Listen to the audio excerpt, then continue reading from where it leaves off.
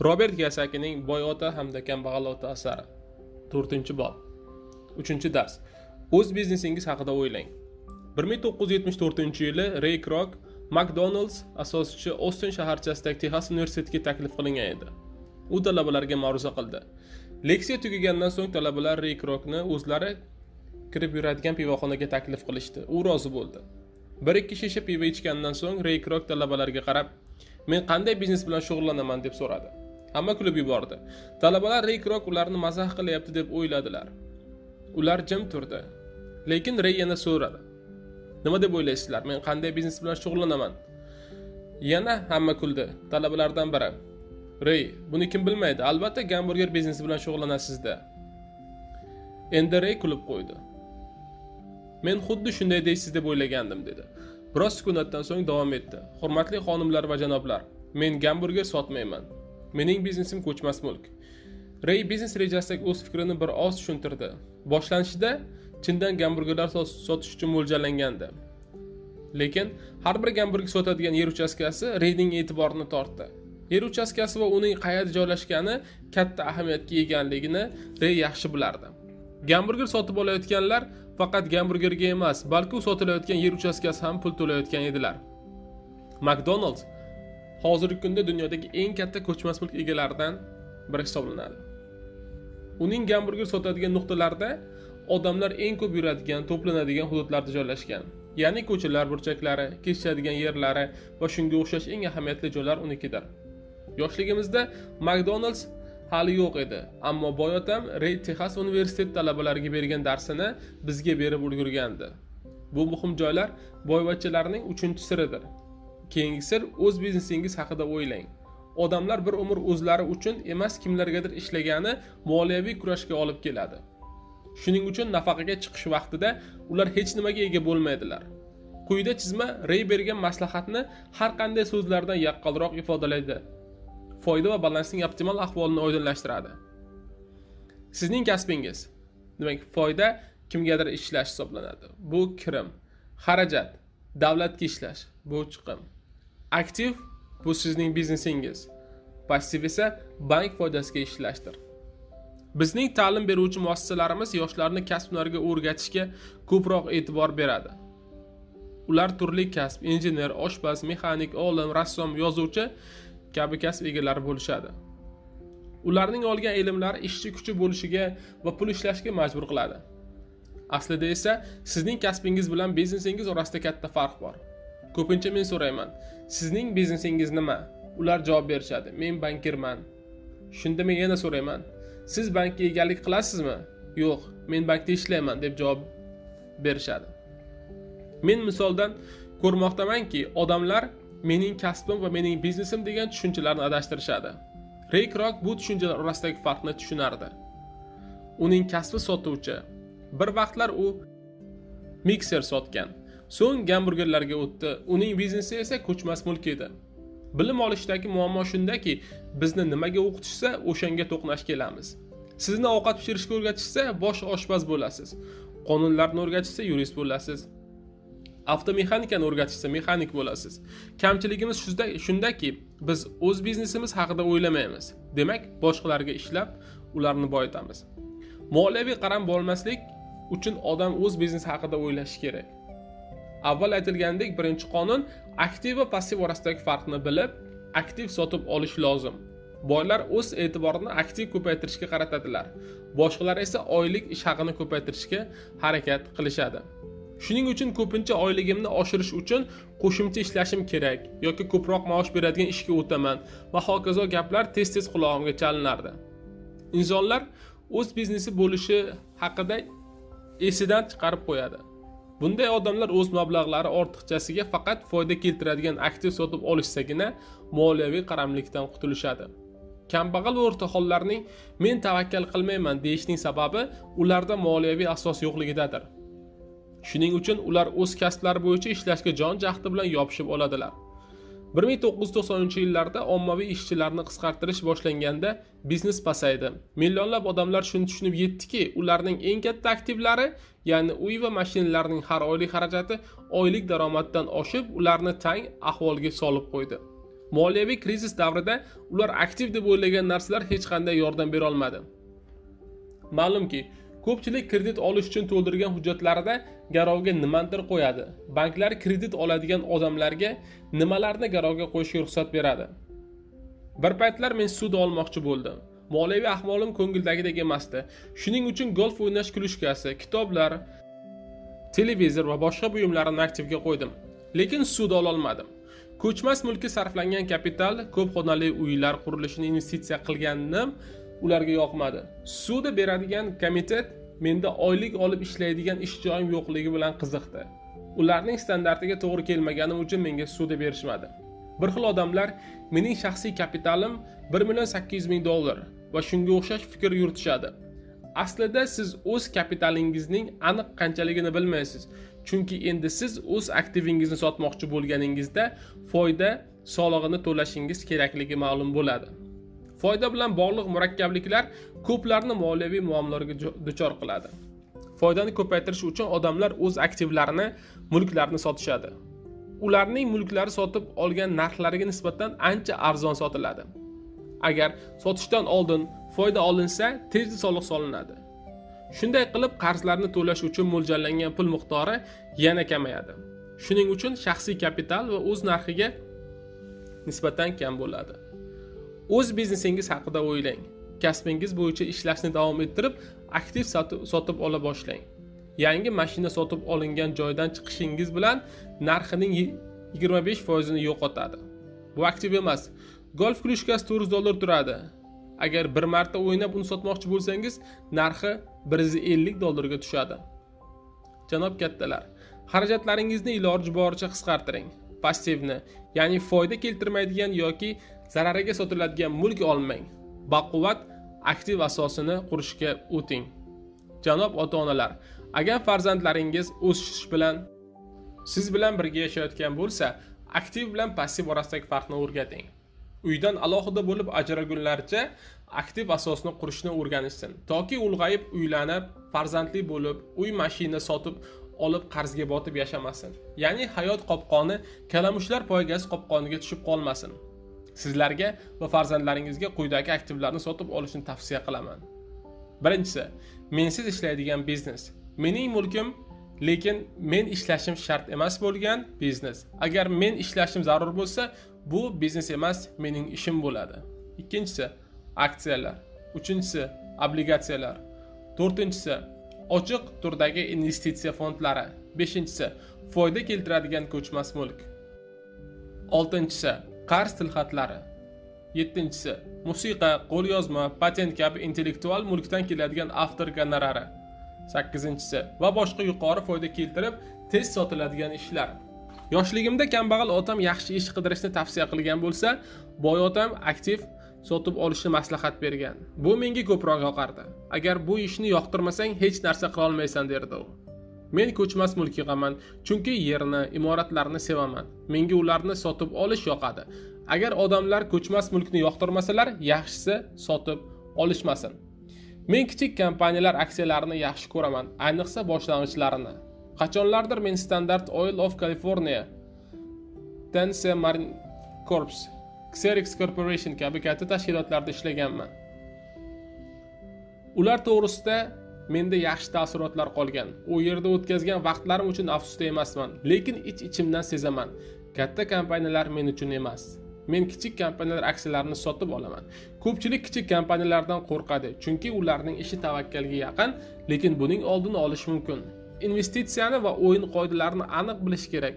Bu kompaniya aksiyalarini 1 yildan so'ng sotib yuboraman. Ko'chmas mulkning esa kichikrog'idan boshlayman. Ishlab chiqarishni yo'lga qo'yaman. Asta-sekin kattaroqlarga o'taman. Ko'chmas mulkni 7 yilgacha saqlab turaman. Bu vaqt davomida foydadan olinadigan soliq to'lash vaqti cho'zilib, mulk narxi anchaga oshadi. Keyin uni sotaman. Katta kompaniyalarda ishlagan davrimda men boy otam aytganiga amal qilib, asosiy ishimdan orttirgan pullarimni aktiv sotib olishga harakat qildim. O'z biznesim haqida o'yladim. Men kichik kompaniyalar aksiyalari va ko'chmas mulk savdo-sotig'i bilan shug'ullandim. Pulni sanashni, hisoblashni va qanday sarflashni qanchalik o'rgangan borsam, investitsiya qilishni shunchalik yaxshi tushuna boshladim va natijada o'zimning kompaniyamni tashkil etdim. Men hech kimni kompaniya tuzishga chaqirmayman, toki odamlarning o'zlari bunga tayyor bo'lmasa va buni xohlamasa. Ba'zan kompaniya ishi yurishmaydi. 10 ta yangi tuzilgan kompaniyadan 9 tasi 5 yil davomida ish yurgiza olmaydi va tarqalib ketadi. Omon qolgan kompaniyalarning 10 tadan 9 tasi ham keyingi davrda tarqalib ketadi. O'z kompaniyangiz bo'lishi zarurat tug'ilgandagina uni tuzishni tavsiya qilardim. Aks holda kasbingizda ishlab turib, o'z biznesingiz haqida o'ylashingiz kerak. O'z biznesingiz haqida o'ylang deganimda aktivlarni ko'paytirib, uning asosini baquvvat qilishni nazarda tutaman. Hatto $1 bo'lsa ham aktivga qo'shilsin. Uni bekorga chiqib ketishiga yo'l qo'ymang, chunki aktivga tushgan har $1 sizning ishingizga aylanadi. Bu pullar tinimsiz 24 soat ishlaydi. Hatto bir necha avlod ishlashi ham mumkin. Asosiy ishingizdan ayrilmang, lekin aktivni mustahkamlashda davom eting. Foydangiz ko'paygandan keyingina hashamatli uy jihozlarini sotib olishingiz mumkin. Boylar bunday jihozlarni oxirida olishadi. Kambag'al esa o'rtahollar esa ularni birinchi galda sotib olishga harakat qilishadi. Katta uy, tilla zeb ziynatlar, brilliantlar, qimmatbaho mashinalar, dala hovlilar va boshqalar. Ular o'zlarini xuddi boylarda ko'rsatmoqchi bo'ladilar. Avvaldan pullari ko'p bo'lgan boylar esa oldin aktivlarni ko'paytirib, yetarlicha foyda keltirgandan keyingina kerakli buyumlarni sotib olishadi. Masalan, mening ayolim ko'p xonali uylardan olgan daromad hisobiga Mercedes avtomobilini xarid qildi. U zo'riqib ishlagani yo'q. Faqat avval pulni aktivga sarfladi, aktiv foyda keltirgandan keyingina mashina sotib oldi. Natijada aylanma mablag' o'zida qoldi. Boshqalar esa mashinani yoki bo'lak qimmatbaho buyumlarni kreditga sotib olib, qarzga botadilar. Vaqtingizni bekorga sarflamasdan pulingizni investitsiya qilib, o'z biznesingizni yo'lga qo'yibgina boylarning siri tomon qadam qo'yishingiz mumkin. Bu sir boylarning boshqalarga oldinda bo'lishiga yo'l ochib beradi. Bu sir vaqtini bekorga sarflamaganlar uchun o'z biznesi haqida o'ylaganlar uchun yo'lning oxirida katta mukofotlar tayyorlab qo'yadi.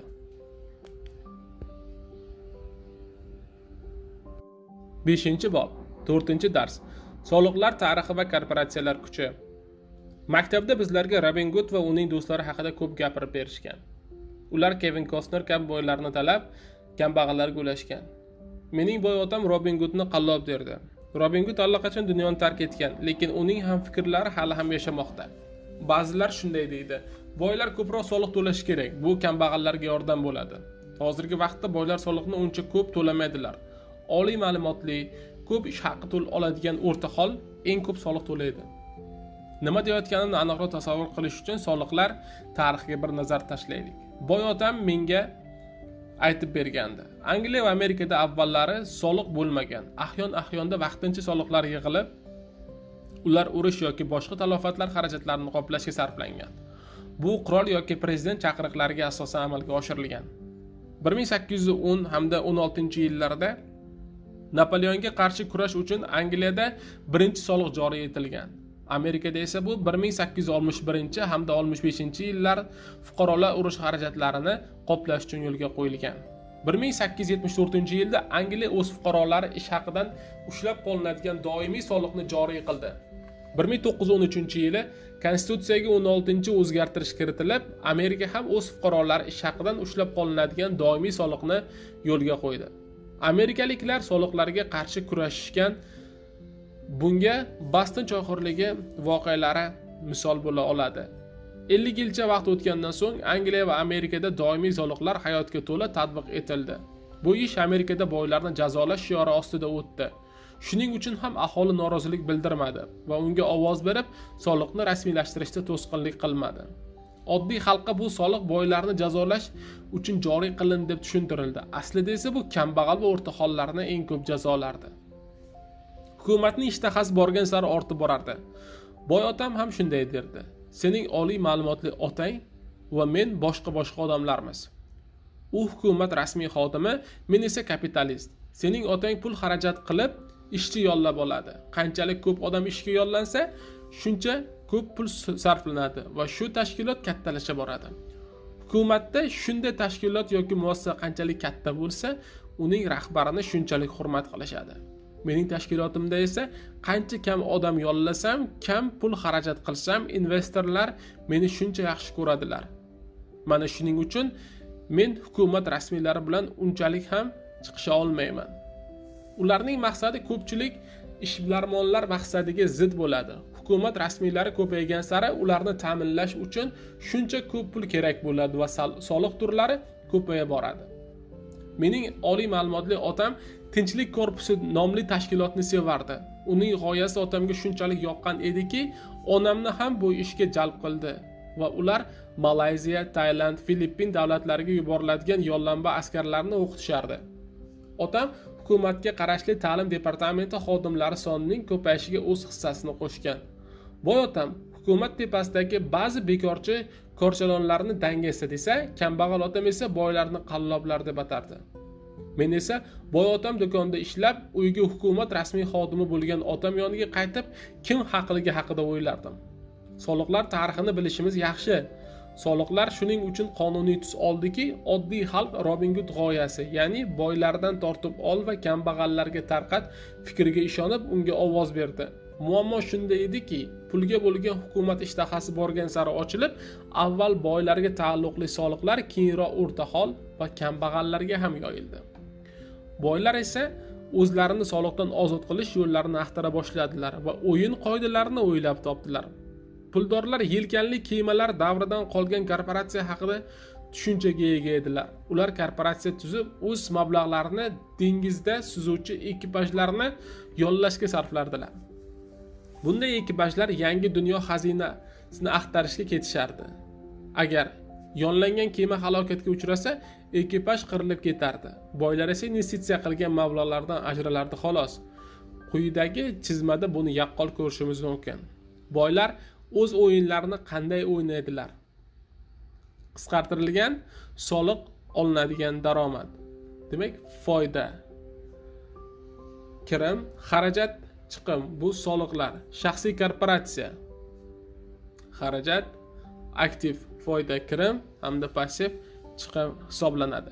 Korporatsiya ahamiyatini yaxshi tushunishdan boylar kambag'al va o'rta holga nisbatan mislsiz imtiyozlarga ega edilar.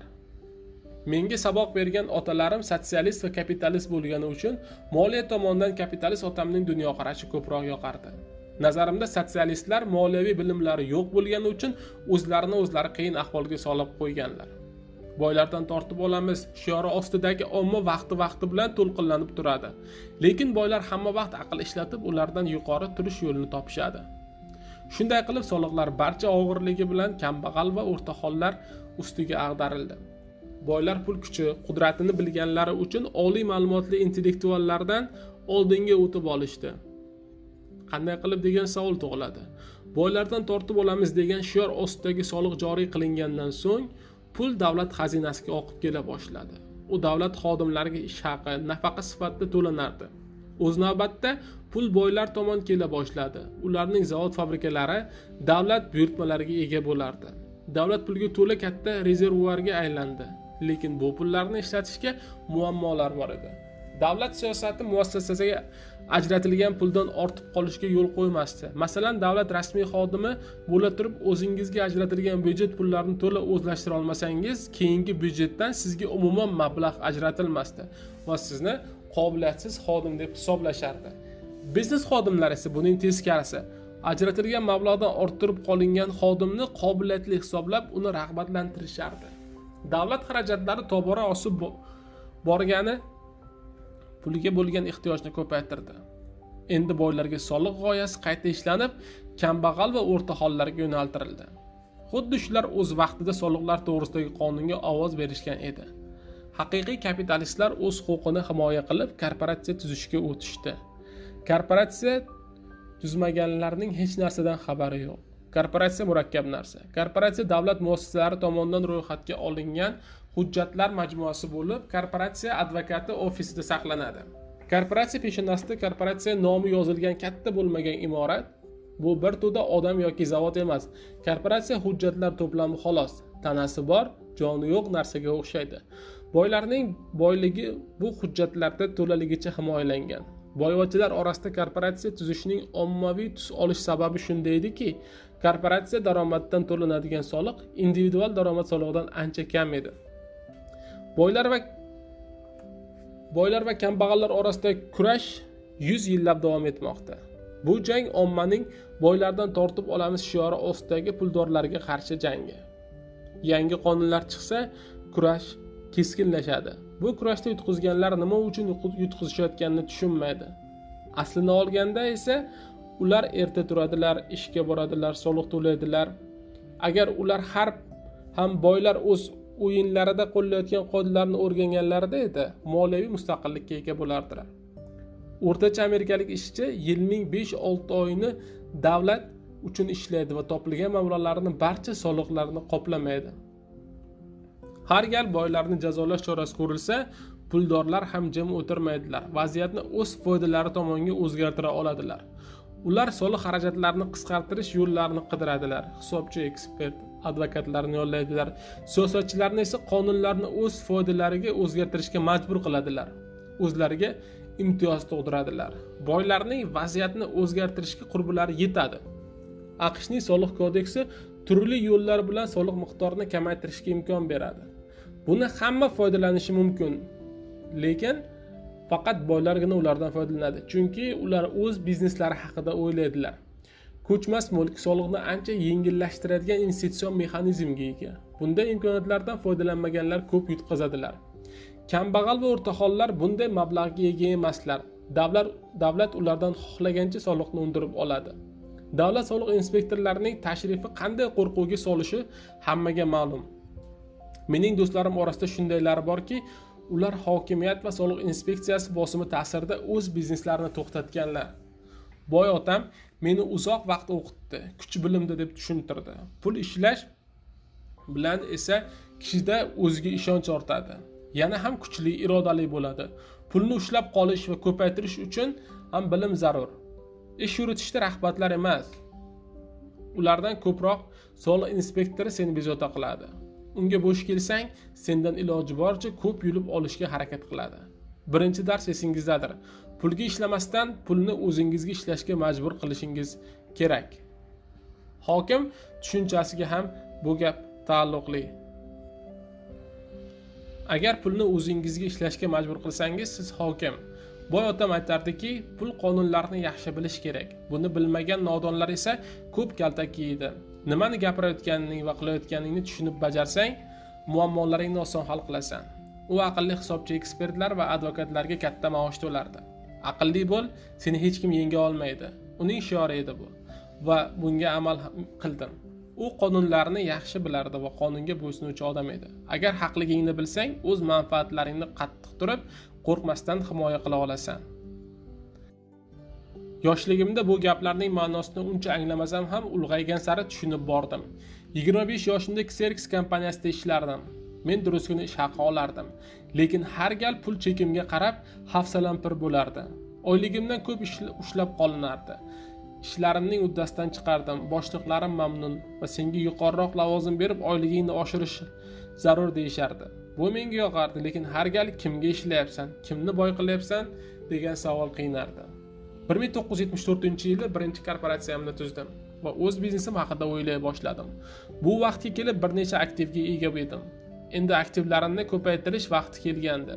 Men o'z biznesim haqida o'ylashdan to'xtamagan holda asosiy ishimda yaxshi ishladim. Mening maqsadim aniq edi.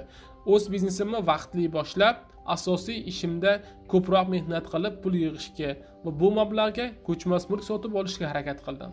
Gavayi borgan sari rivojlanib, dovrug'i dunyoga tarala boshladi va biznesda muvaffaqiyatlarga erishish mumkin edi.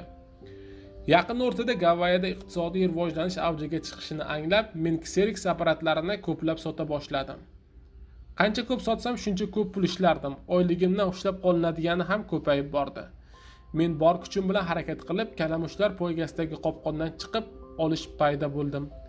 1978-yilda men Xerox sotuvchilari orasida eng ilg'ori edim. 3 yil o'tar o'tmas men ko'chmas mulk bilan shug'ullanadigan korporatsiyamda Xeroxda ishlagandan ko'proq pul topa boshladim.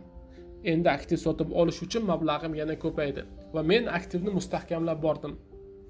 Aktivim menga ishlab yetarlicha daromad keltira boshladi va men Porsche avtomobilini sotib oldim.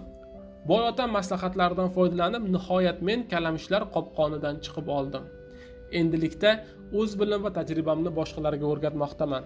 Moliyaviy bilimlarimni intellekt moliya koeffitsiyenti deb atayman. Intellekt moliya koeffitsiyenti 4 yo'nalishdagi bilimlardan iborat. Birinchi yo'nalish buxgalter, hisob kitoblari. Bu moliyaviy bilimdonlik. Hisob kitobni bilish hayot-mamot masalasi. Katta pul aniqlikni yaxshi ko'radi. Moliyaviy hisobotlarni o'qish, tahlil qilish, kerakli xulosa chiqarish va ishingizni to'g'ri yo'lga qo'yib borish katta ahamiyatga ega. Ikkinchi yo'nalish investitsiyalash. Buni men pul ishlaydigan pul haqidagi ilm deb atayman. Uchinchi yo'nalish bozorni o'rganish va tushunish. Bu talab va taklif haqidagi bilim. Hozir bozorga nima kerakligini bilish zarur. Bir narsaga pul tikishdan oldin unga bozorda talab bormi? Buni bilish va sezish kerak. Bunga quyidagi misolni keltirsak tushunarli bo'ladi. 1996-yili Rojdestvo bayrami oldidan Elmo qo'g'irchoqlari zo'r berib reklama qilishdi va unga bo'lgan talab nihoyatda ortdi. Lekin kamdan kam ota-onalar o'z farzandlariga Elmo qo'g'irchoqlarini sotib olishdi. Olib sotarlar bu vaziyatdan yaxshigina foydalanishgan edi. Talab va taklif bir-biriga mos bo'lishi katta ahamiyatga ega. Xuddi shu narsa aksiya, obligatsiya, ko'chmas mulkka ham tegishlidir. 4-yo'nalish iqtisodiy qonunlarni bilish, yurisprudensiya, iqtisodiyotni boshqaruvni qonunlarini bilish.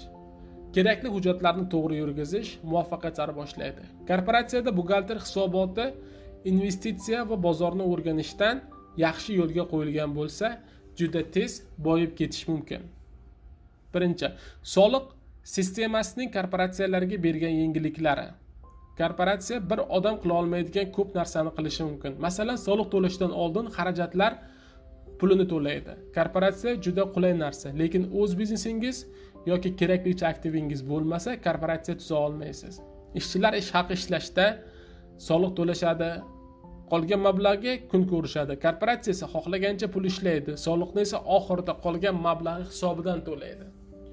Bu boylar foydalanadigan katta soliq to'lashdan qutulib qoladigan qonun bilan himoyalangan yo'llardan biri. Agar shaxsiy korporatsiyaga egalik qilsangiz, boshqaruvchilar majlisi Gavayida dam olishga aylanadi. Korporatsiya mashinalarni sotib olishga, ularni sug'urtasiga, mashinalarni ta'mirlashga, sport bilan shug'ullanish zarlari va restoran xarajatlari bir qismiga va hokazolarga pul to'laydi. Qolgan mablag' hisobidangina soliq to'laydi. Sud protsessidan himoya qilish. Boylar o'z mablag'larining ko'pgina qismini korporatsiya va trestlar orqali soliqdan berkitib oladi. Kimdir boylarni sudga berib uni jazolamoqchi bo'lsa, uning qonun bilan himoyalanganiga duch keladi hamda puldorlar hech narsaga egalik qilmayotganini tushunadi. Boylar barcha narsalarni nazorat etadi, lekin hech narsaga egalik qilmaydilar. Kambag'al va o'rtahollar esa hamma narsaga egalik qilishni xohlaydilar, lekin hukumatga yutqazadilar. Agarda siz yetarlicha aktivingiz bo'lsa, korporatsiya tuzish haqida o'ylashingiz mumkin. Intellekt moliya koeffitsiyenti ko'p bilimlar yig'indisi va talantdan iborat. Yuqorida aytilgan 4 xil yo'nalishdagi bilimlar majmuasi. Biz sizlarga korporatsiya tuzishni tavsiya qilamiz, agarda yetarlicha aktivingiz bo'lsa albatta. E'tiboringiz uchun kattakon rahmat. Ushbu boblar 100 dan ortiq like to'plagandan so'ng kitobning qolgan qismini ham chiqazamiz. Rahmat kattakon.